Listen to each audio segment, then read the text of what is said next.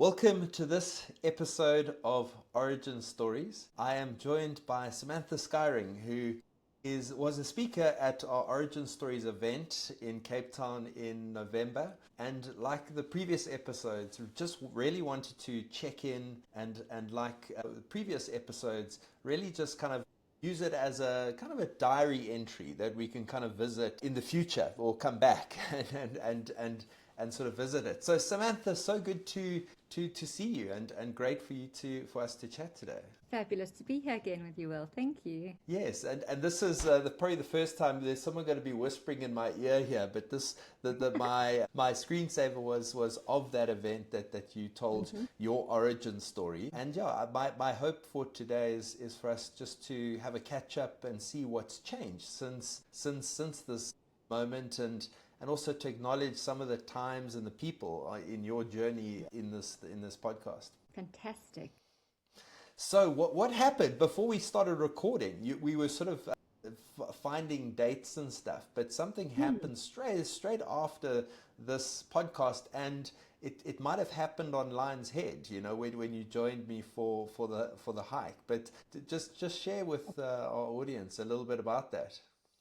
So it was a very intense 6-month period leading up to African Origin Stories, and our meeting all happened on that beautiful Lion's Head, and met Paul K. Roberts on the same walk, the original walk that I did, and I was at the back, mostly at the back, and we were chatting, and then I think I walked again 2 weeks later, and I ended up sharing more deeply with Paul around needing a new investor. And that was what I was, the absolute, it was consuming me at that time, was I had these wonderful investors who had been with me for 12 years, but I realized that investors mostly have they have a date, they have a period, and it was time for us to it came to a natural close, but I was needing to do the work in the relationship to say goodbye.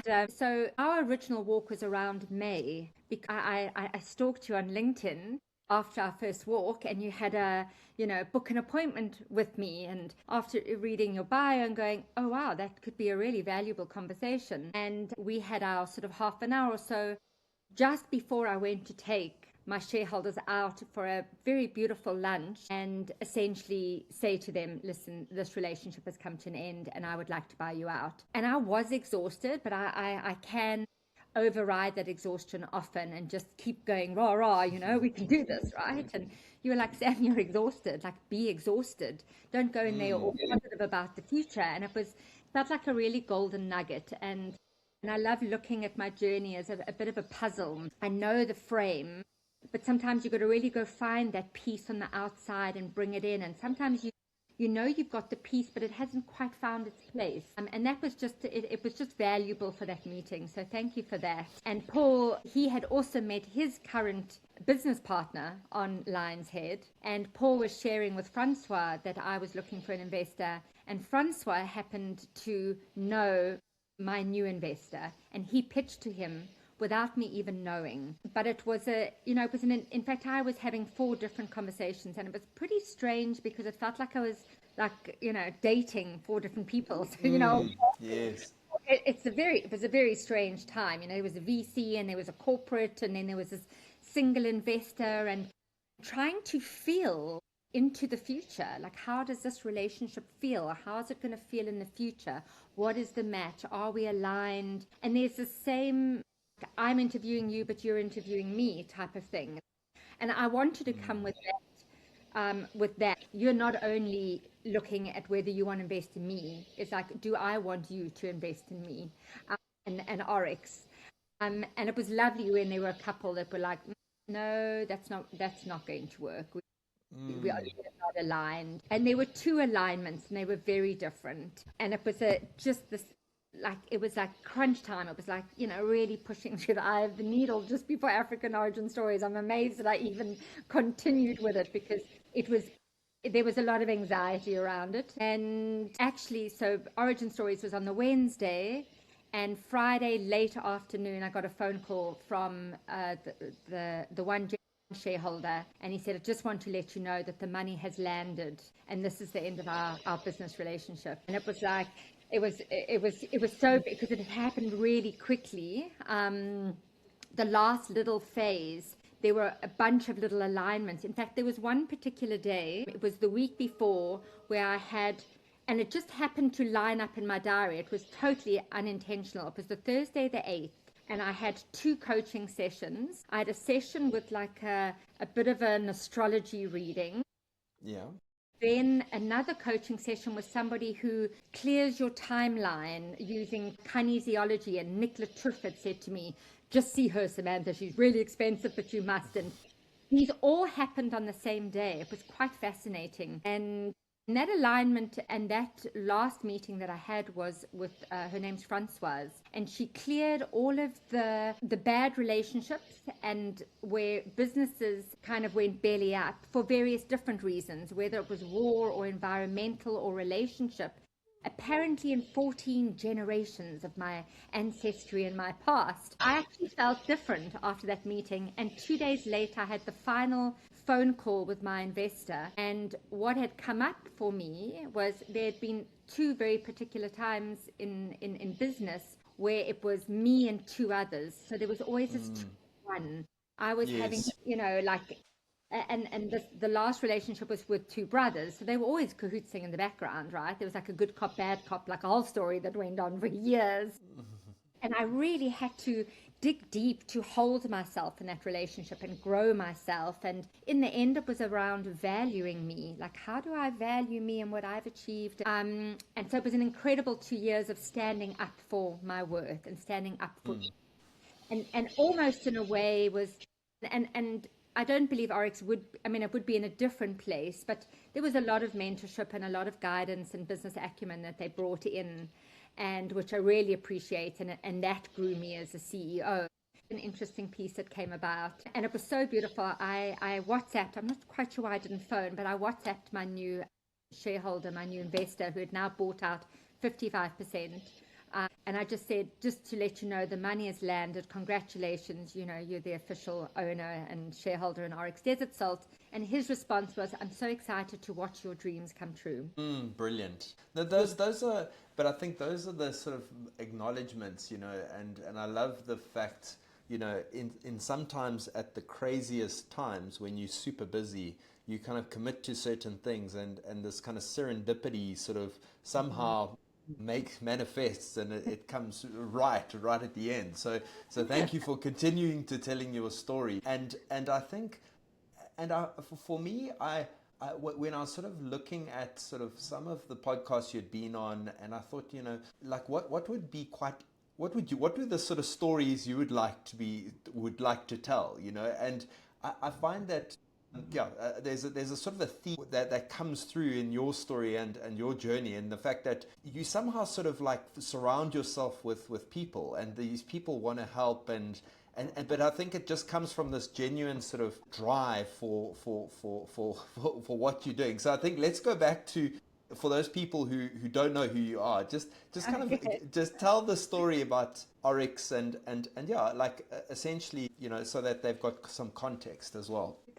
And I think you nailed that word, the serendipity. There's another word that I love, it's called synchro destiny. I got that from Deepak Chopra. And one day I'd like to write a book on these pivotal moments that really has been the journey of Oryx and my journey with Oryx. So founder and CEO of Oryx Desert Salt, which started with me selling my house and buying 34 tons of salt. And I think just having a dream, and holding that dream, just staying true to that dream. And I seem to be quite a big dreamer, just because my previous project was a project called 20,000 Drums, where I wanted to have 20,000 children in a stadium drumming together. Who dreams up 20,000 children, And then when this beautiful salt, and it really is special because it comes from this remote, pristine, untouched, unpolluted, magical elemental source in the Kalahari Desert, there was a relationship that developed. And salt is sacred. It is in our blood, our sweat, and our tears. And my mission really is how to make salt relevant again. And now when people ask me, if I meet somebody and, so what do you do? And now my normal response is, well, what salt do you have in your kitchen? And when they go, no, I don't know. And I'm like, what do you mean you don't know? You need to know. It's really important for your health. It's the most important ingredient in your food. And it's one of the key elements in making yourself vital and upgrading your optimal health and your hydration and your bioelectric magnetic beings. And salt is a conductor. We need a lot of it to for our brain synapses, Exactly. for us to be creative and spark ideas, we need salt. Exactly. So that's, I think you might just tell I'm a little bit passionate about it. And I think from an African brand, it's literally traveled the world. It flies the world as well. It's enjoyed in some Michelin star restaurants with some chefs, and I think sometimes when you just need a little bit of luck or that person to believe in you, I'm sure you've got sort of all these kind of business angels who have sort of just said yes, and helped you. Like, I don't know if you've acknowledged them, but it would be amazing if at each stage, or even the first person, I think I hear from my research, your dad has always supported you and said, there's no such thing as a bad idea. So yeah, and across any sort of people that come to mind that you would like to acknowledge, and I always find this, like, I didn't realize the advice I gave you, for going into that meeting. I completely forgot about it, to say, listen, are you exhausted? That you need to be authentic. So it's those types of things that you can maybe share also this podcast with those people, because they might not have sort of realized the importance they had in your story. Yes, you mentioned my beautiful dad, who, when he bought a business for me at the age of 19, and I was invited to this meeting at this company at Lanseria Airport that was doing interior refurbishing of aircraft, and I realized he had bought it already. He wasn't consulting me to see if this was something I would like to do. He just went ahead. And I think what stayed with me around that was this absolute belief that I could do it. He had faith in me, and that was really beautiful. And I read somewhere when my son was younger that the way you speak to your child becomes their inner voice, and that stayed with me too. And that, so somehow that just belief in my dad transferred into a belief in myself, and I have just immense gratitude for that, because with many conversations, and even in some of the friendships and conversations we have, how many people spend so much time doubting themselves. Can I do this? And questioning and over questioning and diminishing their value and what they're capable of. And and there's a really beautiful story actually with my dad, because he bizarrely happened to buy Elon Musk's grandfather's airplane 45 years ago when Elon was 5. Oh, and wow. he wanted to rebuild it. It's a biplane.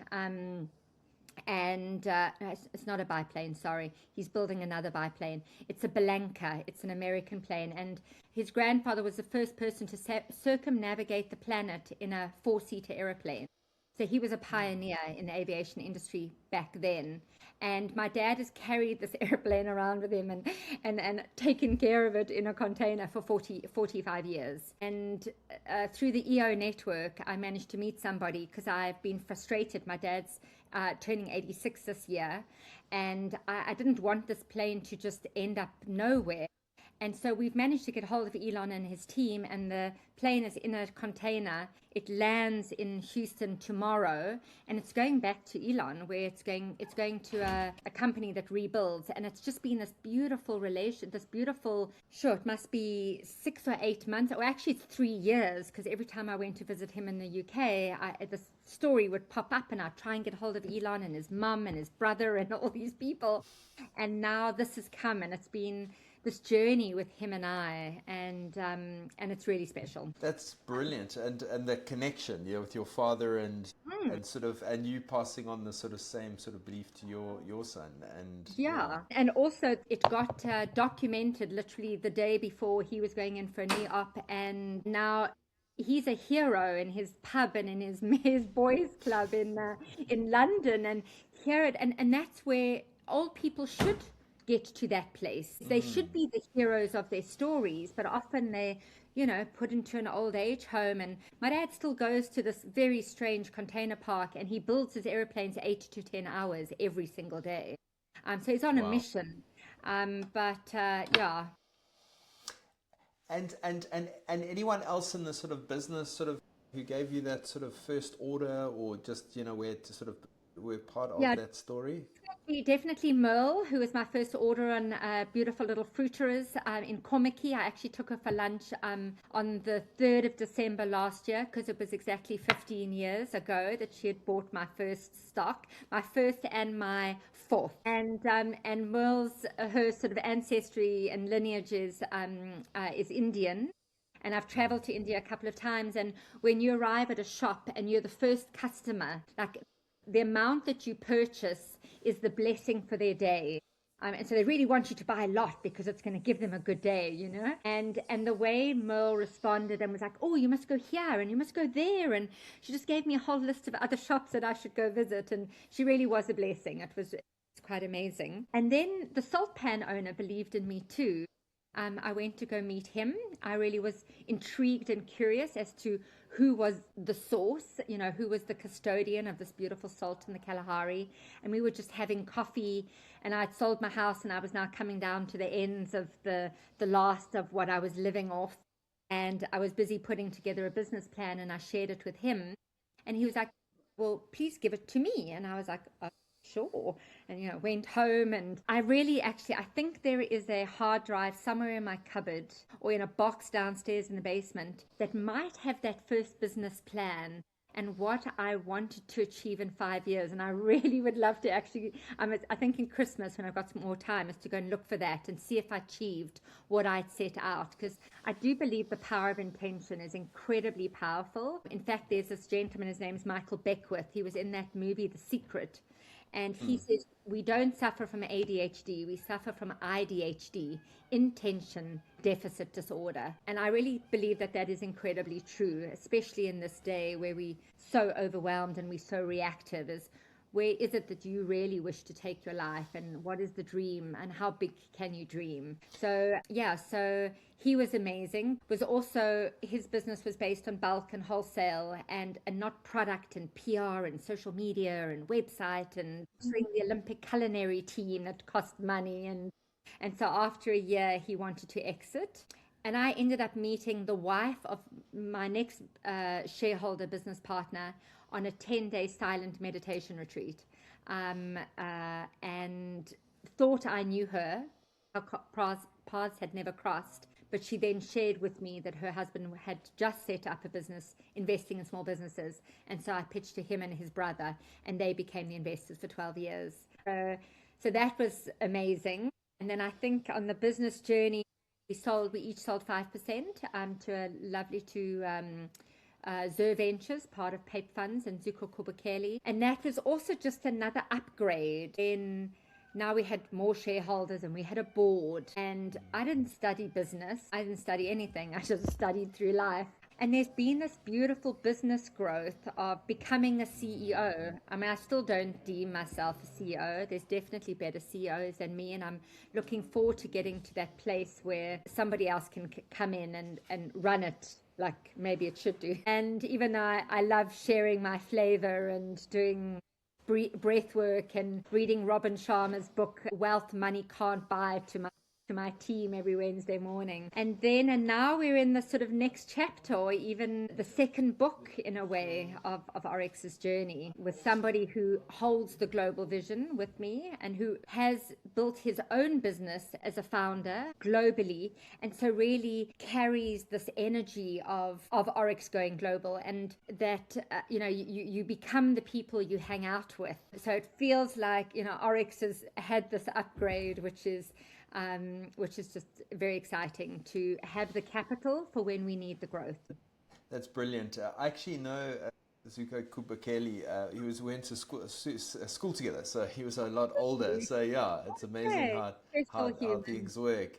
And then and just when you were talking, I think I was sort of just sort of reminiscing about, like seeing sort of Oryx, on a billboard in Joburg, and then also seeing it on a shelf in like at Whole Foods, and also on sort of JetBlue, like, what does that moment actually sort of confirm for you about yourself? Not the brand, but like there must be this kind of shiver down the spine sort of moment. But yeah, like what are those sort of emotions or words that you feel? What comes up for me more is when I go into a restaurant and Oryx isn't in there, or Oryx has sea salt in a grinder. I'm like, you haven't done your job good enough, Sam.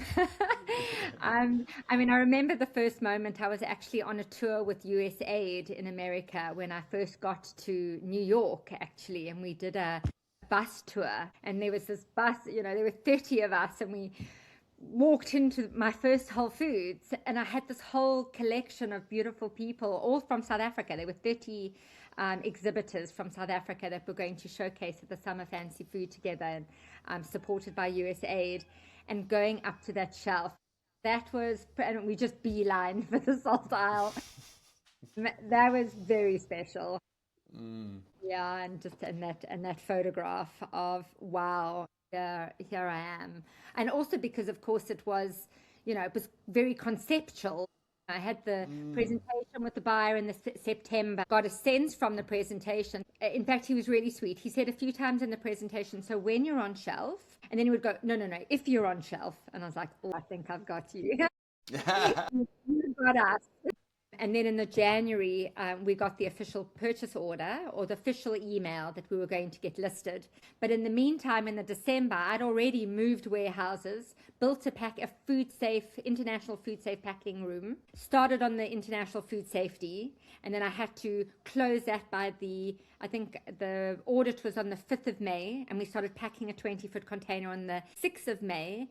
And it had to leave by the 8th of June to get there on time, to get picked up, to launch on shelf on the 1st of September. And I think so that was, and then the following year when I was in Whole Foods was when I saw it on shelf. So yeah, I mean, I think you're right. So often we don't stop and reflect. I actually had a really very special evening last week, Wednesday. I was exhibiting at the Tryst for Mark Sham's birthday celebration of 11 years of Suits and Sneakers. And it's Mark Sham who has gifted Oryx and Hypnosis and Ubuntu olive oil this opportunity. And thank you to Evolve Outdoor, who have offered this billboard for small businesses. Brilliant. I had been watching on Instagram this idea of having salt and putting your feet in it and grounding on it. And I took this beautiful banner, which is this exquisite picture of the salt pan with salt, with the grinder and the refill box. And for those of you who maybe not have seen this product, there you go. And turn it upside down. You've got to do the turning upside down thing. So people, what do you see? I showed my parents that. My father was like, "Oh, I didn't see that." I saw them this last week at their house, and they've got their Oryx in the kitchen. Oh, that's so cool. And I laid out this beautiful sort of velvet carpet and poured 60 kilograms of salt, like right up to the bottom of the banner. So it was almost like this salt spilling out from the salt pan, and gave standing in it barefoot, and I was, and I had a sign up saying, I invite you to take off your shoes and wiggle your feet into the salt and close your eyes and breathe and feel what you feel. And I looked over at Loyiso, and he's quite a few years behind on my journey, and he had this table and he had some bottles sort of sparsely spread out on the table, and I realized this was the first moment where I was exhibiting without a table and my product that I was trying to sell, and yet there I was still selling the product, but in a different way. And it just felt like this moment of, it was really special that I've reached this new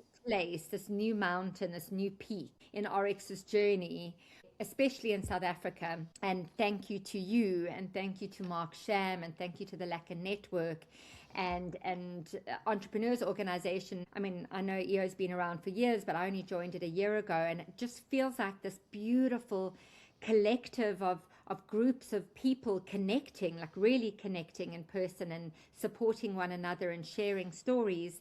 And it feels like this, almost like have you heard of the 100th monkey theory? That, when things compound and compound, that there's this something happens, and it feels like, people are, oh, wow, yeah, I'm seeing your product everywhere. And, how long have you been doing this? And I'm like, 16 years. And yet people think, oh, it's new. And it's like, no, it's not new. So it is that compound effect of just showing up, and doing the hard work, and showing up and doing the hard work, and believing in what it is that you're doing. And when you have those big boulders or those giant, abysses on the path, pausing. And so it's just another part of the journey. There's a glitch. You got to go around. You got to, maybe it's a bit like an amazing race. You got to figure out how you're going to get around, or over the top. Yeah, and I think I sort of, when you said, like you've never studied business, you're not like a CEO and stuff. I think part of your magic is the sort of the that energy, that sort of the belief in your people, and these ideas, these salt queen ideas of doing things differently, because you get bored, so you're saying, well, why be boring? Let's stand on salt and feel it, because so I think there's something in that. And I think I always sort of, that is your superpower, the way that I see it, is this, just a bit, because salt, think about it, around sort of where we live in Cape Town, there was salt, there was like the spice route, people used to travel around the world, to get spices and salt. And I think what you've done is just amazing, because especially the quality of the salt, and now people are more conscious about longevity and how important it is. Whereas with Himalayan salt, they're sort of dynamiting it out the mountains. It's not the most ecologically sort of friendly way to harvest, whereas this salt has never been touched by humans. It's sort of this ancient, and it's sustainable as well. So I think I just really love that. I think never stop sort of creating and challenging what's possible. I think that's so important. And I also, in some of these podcasts, I always, because I'm also quite similar in the fact that you're always looking forward, but sometimes you just got to take stock and just breathe and just like say, like I've done, I I can make, I'm proud of myself, and then re-energize, and then go for the next chapter and the next sprint. But moving on, I think I would love for you to sort of look forward into the future, and sort of dream, what Oryx, where Oryx will be, and we can always come back and re-record another episode. But it's quite important to kind of put it out there, and then after that we'll end off with sort of asking some intentional sort of, with the business point of view, like what are some of the things that you need or would like in order to help you along your story and your journey. And then also people can then reach out to you at the end of that. So awesome. So the idea in two of what you've said to me this evening is that ignorance is bliss, like not knowing and not doing a business plan, but really coming back to that there's a gut feel, there's a soul sense. And I think maybe many people deny that or diminish that inner voice that is actually very strong, and knocking on the door of your heart and saying, hey, let me out, like this creative idea needs to be born, and you are the only one that can do this because of the journey that you've had. And so yes, I think it has been a blessing that I didn't study, and I'm just like, oh, this is a good idea, let's salt. And it's the execution, let's be honest. Everyone now with AI can come up with ideas of business plans, but it comes down to the actual gut feel. Is it right? And secondly, it has to be done. You have to sell something, and whether it's learning. Yeah. And I think you've got so many reps in with all the farmers markets that you've done and the trips you've been on, and speaking to customers and selling. It's all about selling, and I think that and obviously telling the story, which is obviously the marketing part. So yeah, I think And when you were asking about these people who've been on my journey, I think also what I didn't share was, and I think it's come up very strongly in the last couple of years, is asking for help. And there are these incredible human beings, including you. When I please can you help? Please can you give me half an hour of your time, because you have some genius that I know I don't have, and you've walked a path, and you really did give me this golden nugget. And I think for more of us to go, I don't know what I'm doing, help me. And I think I don't know if you were one of the people where there was this email at 3:30 in the morning, help, I need somebody to help me cross the line, and it was fascinating. The meeting through Nick Latouf came through that. So it really is important to actually just voice. We Ask for help, yeah. And acknowledge when you do need it, because everyone's putting on a brave face, but at the same time, people can't help you if they don't know that you need help, Exactly that. Cool. And dreaming forward, like what do you see, or what are some of the plans you've got in the sort of that you can share with the public, on what you're doing? Yeah. So we're on promotion in the US today for the next 3 weeks, but this isn't going to go out before then. So, but we're also launching beginning of August in another national retailer called Natural Grocer, who was definitely kind of top of my list, and so that's 168 stores. And then World Market is one of my most favorite stores in the USA. It's a gifting shop, and they've got things from all over the world. And we've got 2 new products that are listing as Christmas gifts, end of year gifts. So one's going to be an all-round gift, and the other one's just going to be a Christmas gift, unless it does incredibly well. And so there's definitely growth in the USA. And I mean, ultimately, in fact, I managed to get some stats today from Nielsen's IQ. And yeah, we're actually number 12 out of 34 salts in Whole Foods. So that was nice to see. But there's another brand. We've had my figures are different to what theirs were. Mine was around 19% growth, but theirs was only 10%. But there's another salt that came on the market very hard and fast a couple of years ago, and they obviously came in with a lot of money because they bought an influencer, and they had 250% growth. And I'm like, okay, well, if you can do it, I can do it too. So that's what I want. I want 250%. And what's been really exciting with this last 6 months since the new investor, is the upgrade in the team, and moving over to a new ERP system, and now we're about to all go on a training on it. And the management team got Enneagrammed at the beginning of the year. In fact, even my very first board meeting with 2 shareholders and 5 directors, I got them Enneagrammed too. It was how we started our first board meeting, and it was very intentional. It was like, we're not going to do this like other businesses do. I want to understand like your essence, and it's been quite useful in a couple of conversations. Yeah, but you're a 1 and I'm a 7, remember?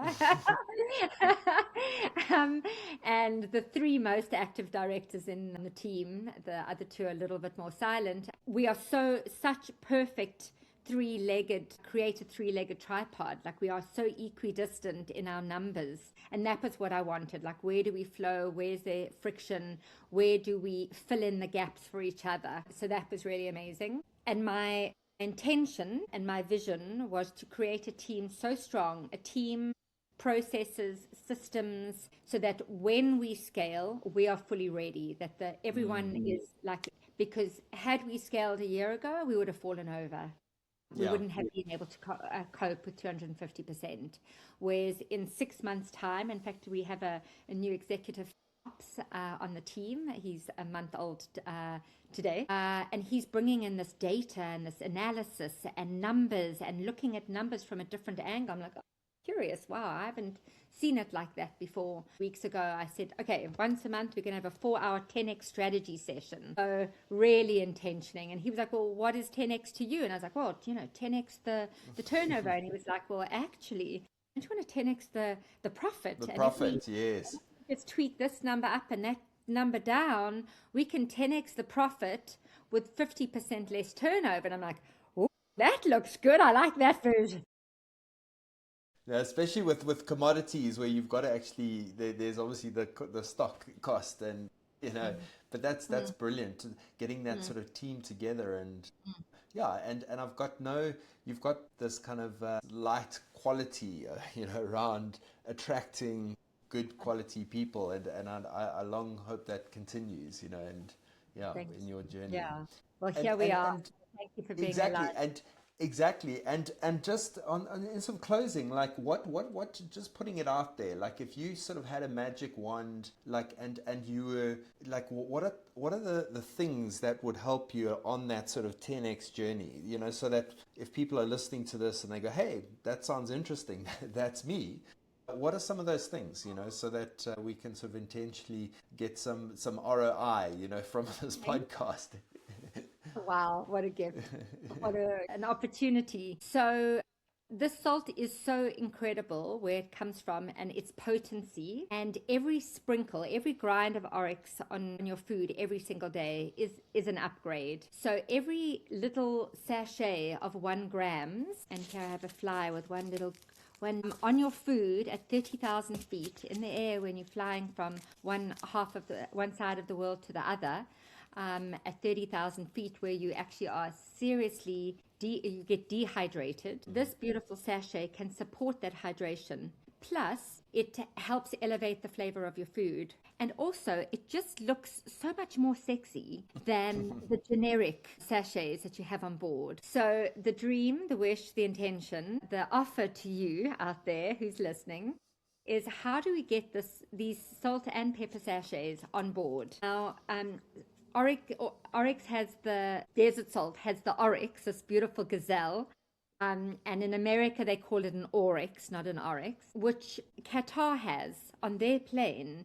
And their Wi-Fi is Oryx, and their communication is Oryx, everything. So that feels like the perfect first international airline. But there are so many.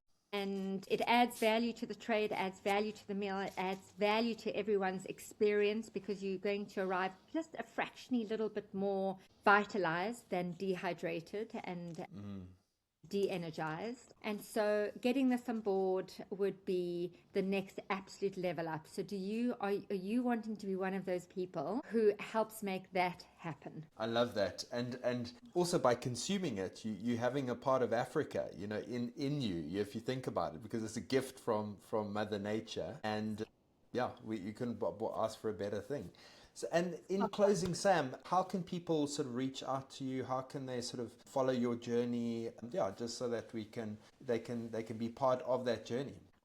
So I love sharing my journey on LinkedIn. So Samantha Skyring, a ring in the sky. On LinkedIn, obviously Oryx Desert Salt. On Instagram, Facebook, whatever your preferred medium is. And we're busy upgrading our YouTube, and there's lots of stories there. And yeah, my journey seems to have been inspiration for others who are a little, more at the beginning of their journey.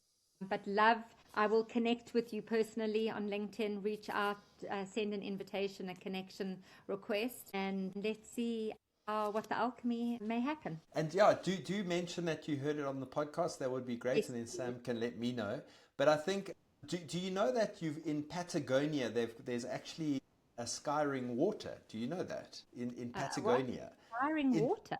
It's actually a Chilean in Patagonia. There's a massive inland sort of fjord called the Skyring Water, and it's Really? named after one of your sort of exploring namesake ancestors, Lieutenant William George Skyring, who surveyed the southern tip of South America. Fascinating. And he did it alongside the HMS Beagle, you know, which was obviously that discovered, which was part of the Darwin. The Darwin expedition, you know, to the Galapagos Islands. So so I think there's definitely Like like an an exploring explorer. the genes, you know, Right. and I think we can probably see Oryx Desert Salts in South America as well in the future. Awesome. Thanks for Awesome, that. Yeah, Samantha. that's a whole piece of information I wasn't Yeah, aware I was always just curious about sort of names and things, and I sort of I found that little chestnut. So of. anyway. Amazing.